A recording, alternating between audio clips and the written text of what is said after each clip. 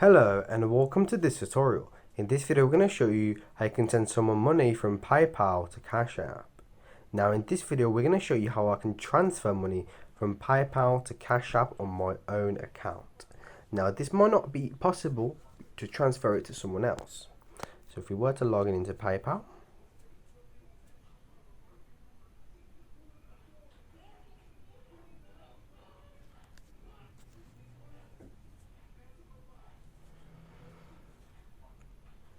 once logged in into PayPal, we need to go into the payment section, and then we need to basically add to a bank account. So we need to add our own bank account.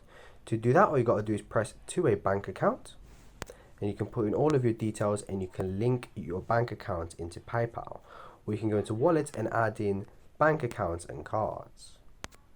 Once done, all you got to do is go into your Cash App and do the exact same thing. So you're going to go top right of the name, you're going to go in link banks, and you're going to link in your bank with CashApp.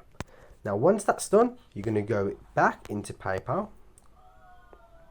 you're going to press in the send button, you're going to put the name of the person.